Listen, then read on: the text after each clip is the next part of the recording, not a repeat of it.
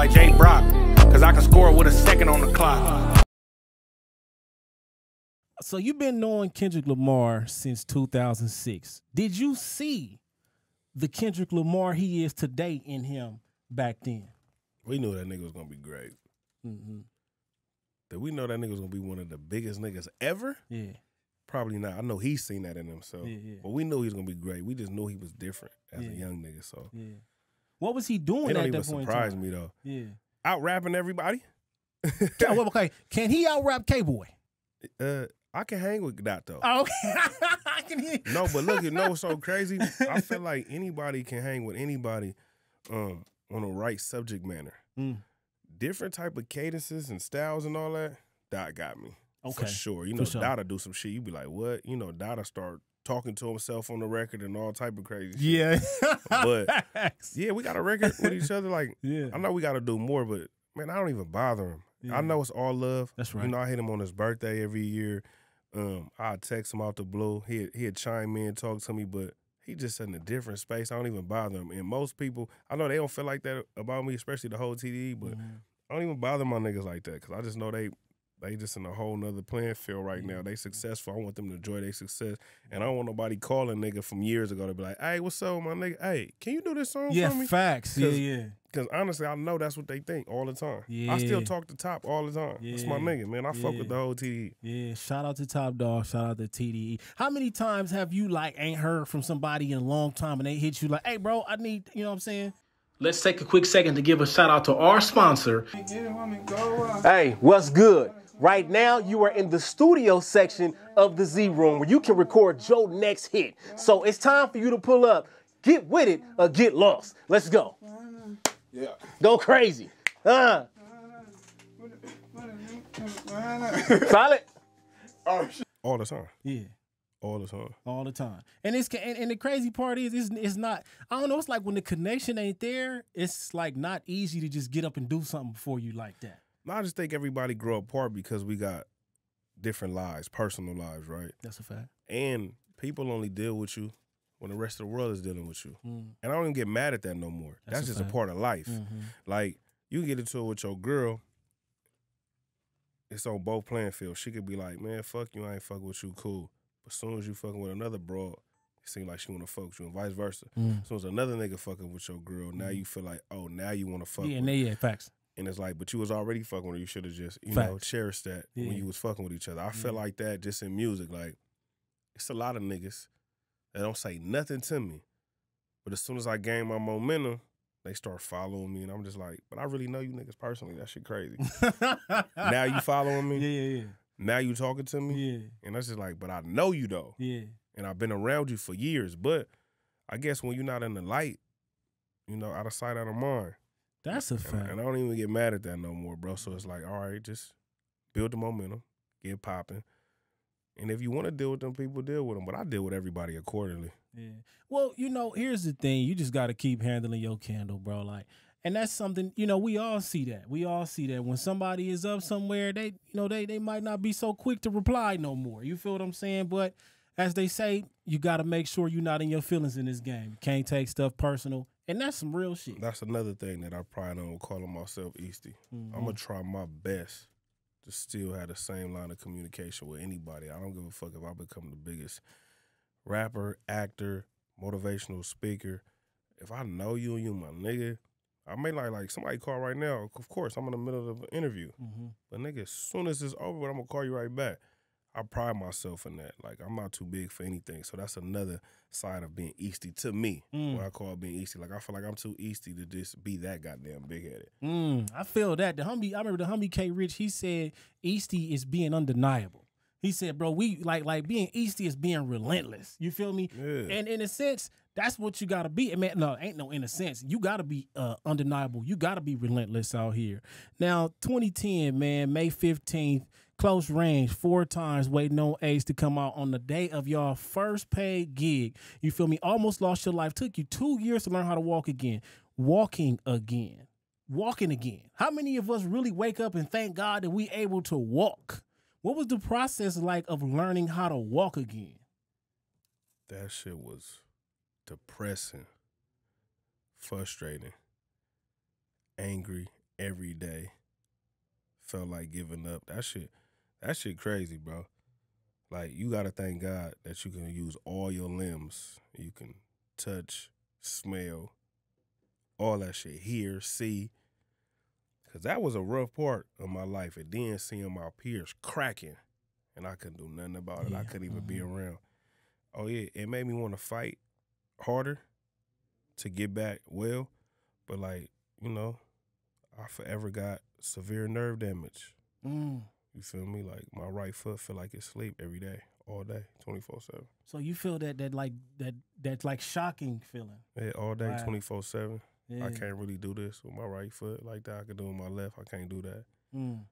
I really can't run as fast as I used to be, and none of that shit. I can't really jump and show the kids that daddy got hops and boosties and all that. I can't do none of that no more.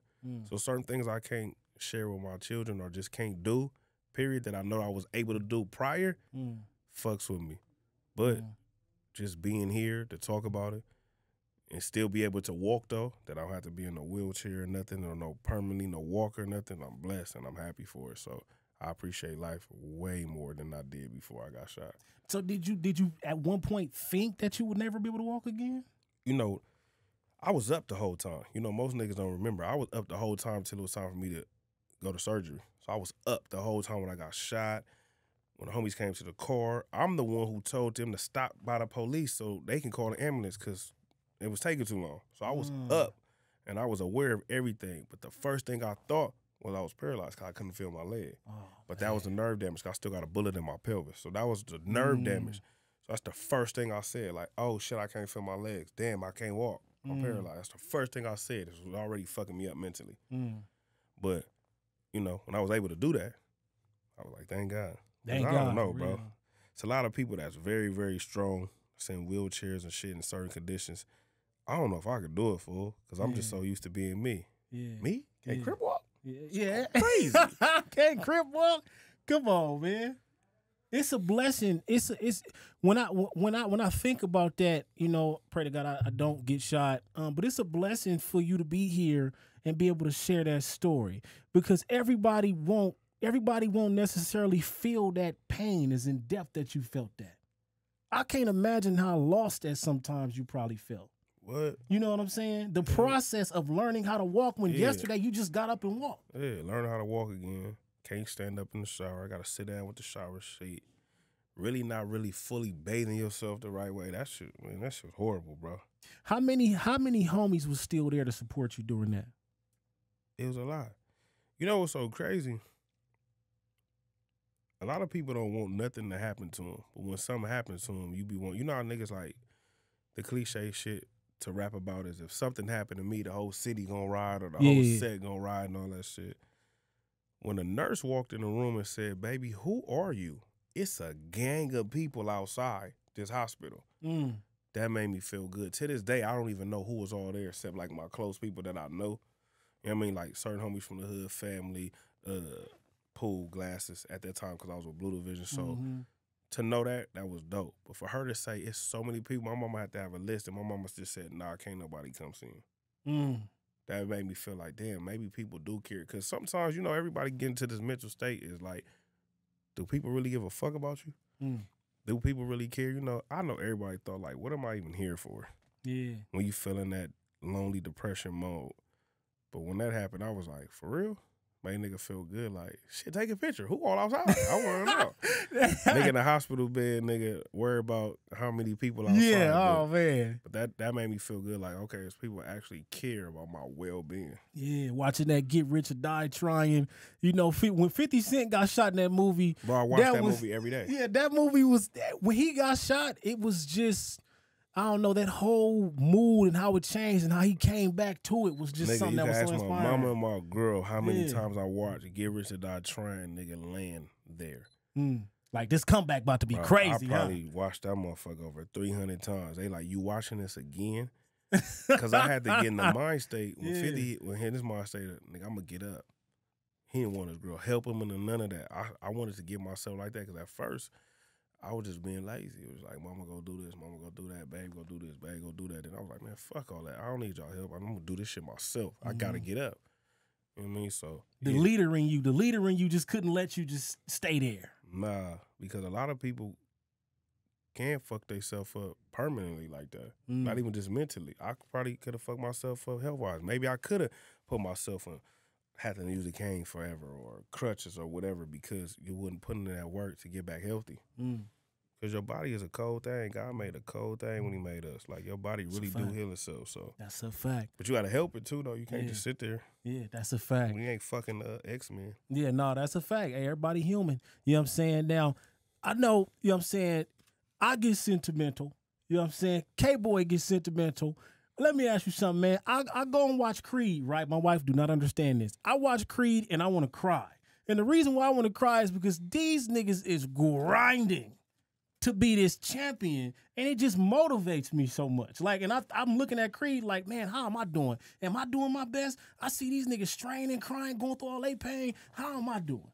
What makes K-Boy sentimental? Like the story we just talked about, being able to be here, share that story. Just watching somebody go through so much and then be successful at the end of it. Man, that's a beautiful thing. Yeah, that make me feel a certain type of way. I know I might get my DMX on. I get any type of award, accolade, go gold or anything, I'm gonna be DMX part 2. I'm gonna be on that motherfucker. I already know. Because I've been through so much. Yeah. Like, just the small shit that we talk about in this interview and other interview I do, that shit's still not even a fraction of what I've been through and what I lost in my life. So for me to get to the point that I always wanted to get to, and nigga made it, a nigga alive, yeah, that shit gonna be an emotional situation. As it should be. Niggas love you when you doing bad as them or on the same bullshit they on. When you focused on a positive path or don't entertain negative, unnecessary situations, they call you scary, fake, a buster, or say you changed. Has anybody ever said that you changed? Nah, they say I act Hollywood a couple of times, but I do got a bougie side. Oh, shit. I do act a little bougie Easty a little bit. Okay. But I feel like you have to change, though. That's a fact. You got to change to elevate. But like I said, I'll never change up. I'll never switch up. Difference. I'm too easy for that. But I got to change. If I want to elevate, I got to change. I can't keep doing the same shit. Doing the same shit, you get the same results. You got to do something different. You got to do something different. So changing for the best, yeah. The fuck, what nobody talking about? Yeah, you got to level up. But I ain't going to never change up on nobody. I just don't know how to. You got to level up. That's a beautiful thing. Now, you have a big homie. You said this term is used loosely. What's the most valuable thing a big homie has ever taught you? Well, for me, it's be yourself, especially being in the gang, right? It's like be yourself. Everybody not going to be a killer. Everybody not going to be a shooter. Everybody not going to be a hustler, squabbler, none of that. Just be yourself. You already from it now. Just be yourself. A lot of people put on these costumes and trying to be something that they're not. And that's the biggest thing you should do is be yourself. Like, I tell niggas all the time, just because this nigga don't shoot his pistol, that don't mean that nigga's a buster or a mark. That's a fact. He just don't do that. That's just not his lane. Maybe he is the homie that get all the money. Then let him do what he do. That should make him less of a man, or his gangsterism should be less than yours because you popping your shit. What that mean? I feel like anybody really can pop a pistol. I do. You get the courage to just squeeze. You can do that shit with your eyes closed, honestly, for real. You know, a lot of niggas who do that. You know, a lot of niggas shoot their gun just to make a lot of noise, just to come back and say they made a lot of noise. That shit weak. Man, but the big homie shit is like, and tell a nigga right from wrong. Ask a nigga, why are you really from the set? Ask them, are they ready for the consequences? Because it's going to be a lot of them. You're going to get shot like me. You're going to be killed, or do a lot of time in jail, or the rest of your life in jail. You're going to lose friends. You're going to lose family members. You're going to lose your bras. You're going to lose money. Are you ready for all that? Because that's what this come with. So that's what I tell young niggas. You feel me? It's not even about being the big homie. I just want to be a dope homie, period. But if I'm calling somebody my big homie, you got to have them motherfucking attributes about yourself. You got to have some good qualities. You got to tell me that if I could do it again, I'll do it differently. Or, nigga, you shouldn't take this route because I did this already and that's how I got 15 years. You should do it like this. We should motivate niggas. All right, you from the set. All right, cool. I can't stop you in the field. But, nigga, go make some money. Go get a trade. Go to school. Go do something else because the world bigger than this. But telling a nigga to go shoot some shit, telling a nigga to take this drug, telling a nigga to do all the negative shit, I don't think that's a real big homie. I just think that's just another dumb nigga that's finna make you turn into another dumb nigga. Blind leading the blind. Headed down a path of destruction. Do you feel like, you know, if you came to close quarters with somebody, you saw they was on the verge, and you told them like, look, bro, this ain't for you. If they say, all right, you right, and walk away, do you look at them any different? No. Because a lot of shit ain't for everybody. A lot of shit ain't for me. I ain't never got on no platform and act like I was the biggest crib, toughest nigga in the world. I ain't never even got on record and rap like that. So niggas should respect me for being me and giving you my truth. That's a fact. I'm not turning down nothing. I stand on business. I stand on 10 toes. I stand on my gangsterism. But that shit don't even matter. Because when you dead and gone, that shit don't come with no 401k. So you want a nigga to be like, man, that nigga was a rider. That's it? That's all they got to say about you? You ain't make no change. You ain't help motivate nobody. You ain't inspire nobody. That's all they gonna say? That shit's crazy to me. When you get older and you mature, you start thinking like that. Yeah. But when you in the ignorant stage and your young stage, you know, you don't want to hear that shit. Yeah, facts. Something has to happen to you mentally, or something has to happen to you that cause a real big trauma effect in your life that's gonna make you start thinking differently. And that's unfortunate. And it's sad that has to happen. Yeah, but majority of all our people, something tragic has to happen to make a nigga think like that. Yeah, man, that's an unfortunate situation, man. One of the things you said, you know, you ended up losing your cousin along with losing your brother and your step-pops in the same month. You lose your cousin in January of 2018. You say pain creates strength and strength creates character. Where did you develop this type of knowledge? Because you drop a lot of gems like this. Where'd you get this type of knowledge? Experience is the biggest teacher. That's what I feel, and I experienced so much. So yeah, man, pain is a motherfucker, but it's how you take the pain, how you bounce back. That's a fact. That's how you build your character, how you build the strength. Cause I know sometimes a girl look at me too, like, damn, nigga, you really go through a lot, and I'm always putting RIP a lot. And then I don't be doing it just because, oh, everybody doing it. I really be knowing these people. And I be sad that I really be knowing niggas. Or I just be like, damn, I just with that nigga on Thursday. So I hate to say it, it's like a nigga damn near almost immune to death.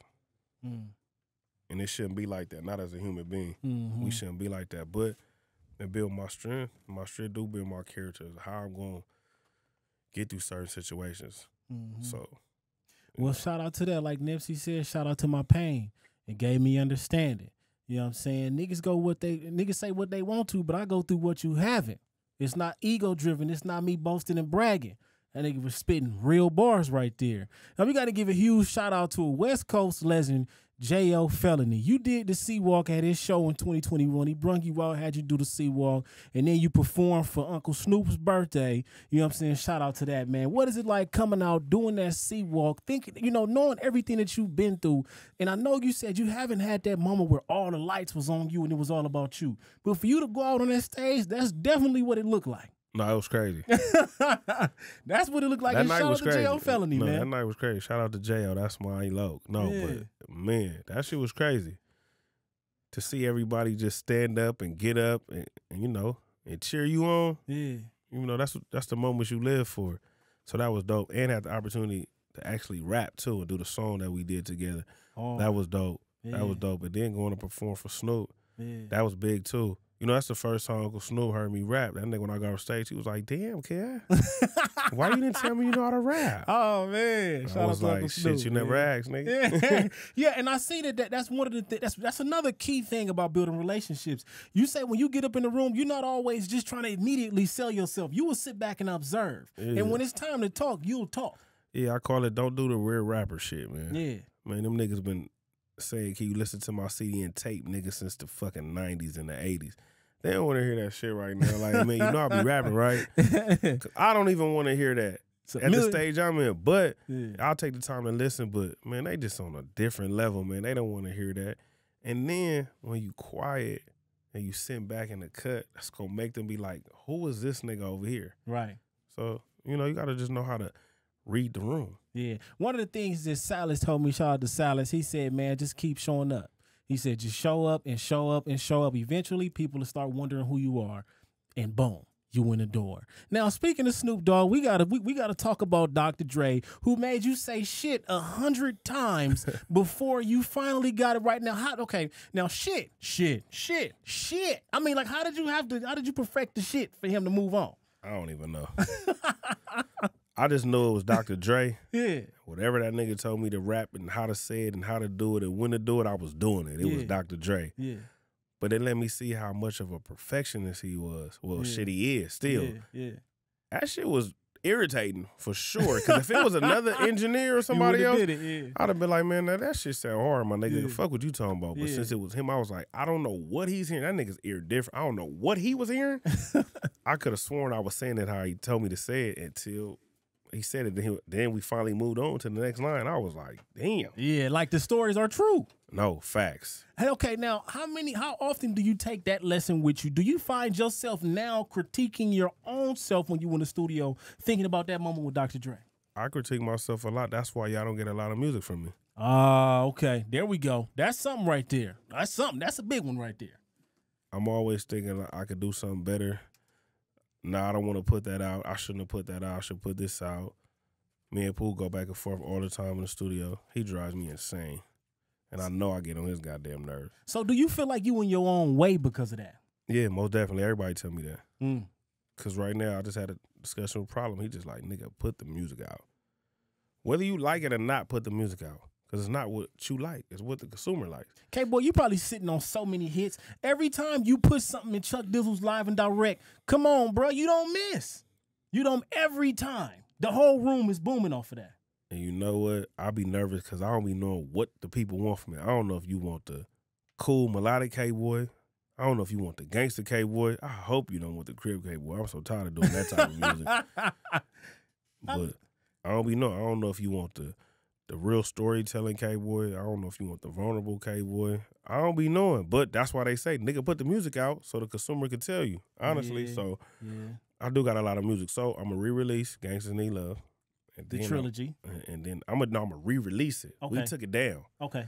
I'm going to re-release it. And then, shit, from there, I guess I'm going to just start dropping records. Because I got so many records. The shit that y'all be hearing on Live and Direct on Chuck. Man, that shit be hard. All that shit unreleased. Yeah, that shit. And I've been hard. sitting on that shit. Some of that shit be like 2 years old. Oh my gosh, come on, man! Come on. I mean, K-Boy, you got radio hits. You got the radio ones. I appreciate you saying that, but shit, we only gonna know when the radio play me. Yeah, I know. Just little old me. You know, no, just playing. But no, you definitely got the hits, man. And I've like even when I was just listening to you on the way here, you know, I'm like, damn, this nigga K-Boy don't have a lot of music on here. But that makes sense. Got to get out your own way, K-Boy. You got to, man. Now, March 1st, 2022, you became the face of the LA hat by, I don't know how to say this name, HIAC Brands. Mm-hmm. Took it over to 1500 and nothing with rents. And what is it like becoming the face of this hat? It's cool. I'm LA. I love hats. I always wear hats. I don't think nobody ever seen me without a hat. Yeah, that's a hard hat right there. Yeah, that's a hard one right there, too. I gotta step my hat game up. Yeah, shout out to my boy Yellow. Yeah. You know what I mean? That's hard. Yeah, he gave me this hat. Yeah, that's a hard hat. I got to step my hat games up. See, hats used to cost $30. Now they $60, $70, and $80 now to get. What's your favorite hat, though? And I'm going to spend it. Yeah. What's your favorite hat that you have right now in your collection? I don't have a favorite hat because I just love hats. You know, Glasses told me to just continue to just wear LA hats all the time. Yeah, that's the safest hat, too. Nah, just so I could so niggas can know that that's K-Boy. I get what he be saying. He get on my nerves, too.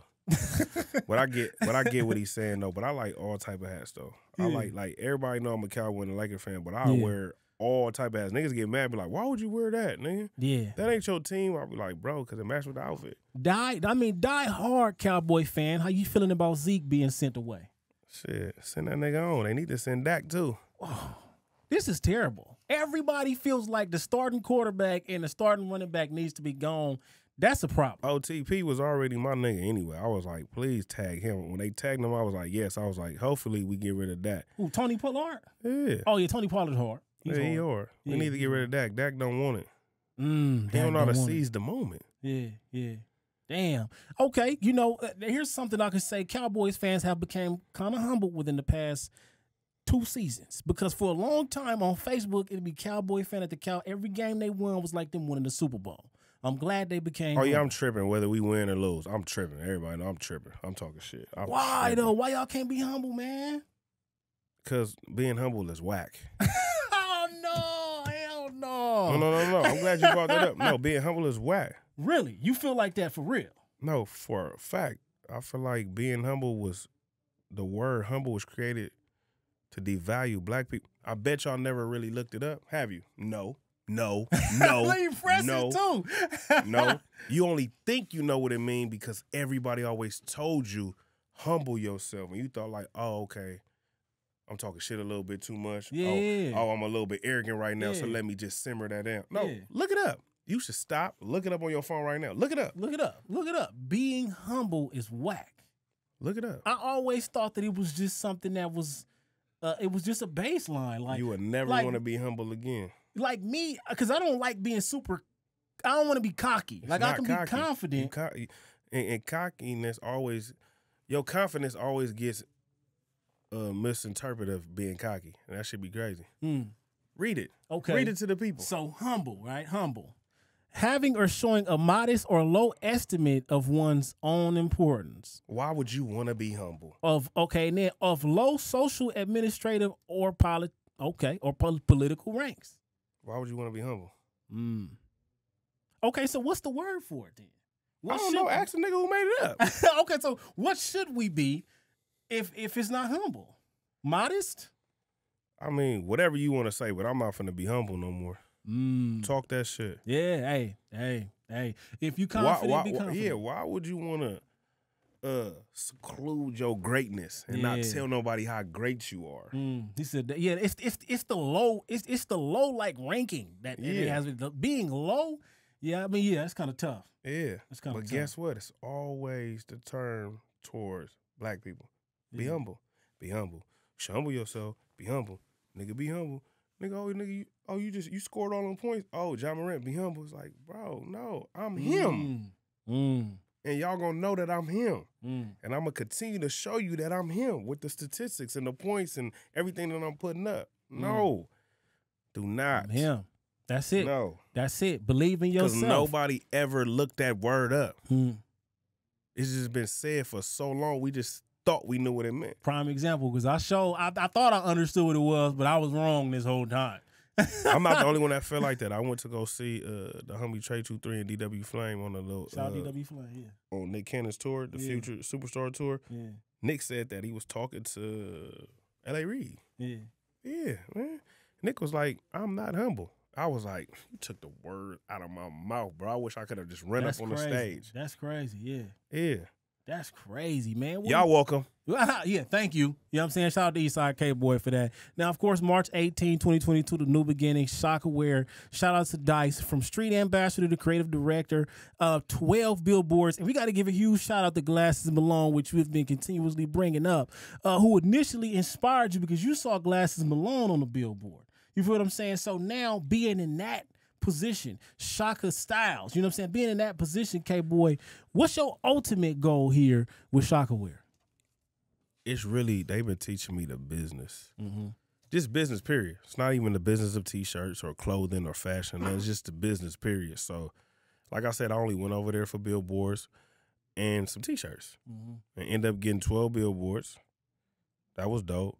But then ended up being a creative director. And they have gave me so much leeway to do what I do, as y'all been seeing. And we got an incredible marketing team that I work with together. So it's just been dope. You know, it's been hard in the beginning, trying to get them to understand things, but they are, to have they back, they are for the culture. They not no culture vultures. That's right. Because it's not black owned. So they really for the people. They really for the culture. It's just trying to find that fine line of how I can really help then push the culture forward and still keep their brand identity. So it's been great though, and I like it because it's work. It's a thinking process. It's like being in the think tank. So I love it. So we always trying to come up with new ways to rebrand and put out different product and all that. And I'm a part of it. So I'm appreciative. Yeah, shout out to Shockaware. You know what I'm saying? Make sure y'all tap in with Eastside, K-Boy. Make sure y'all run that pressure up and be on the lookout for that new blue rose. Let's get it.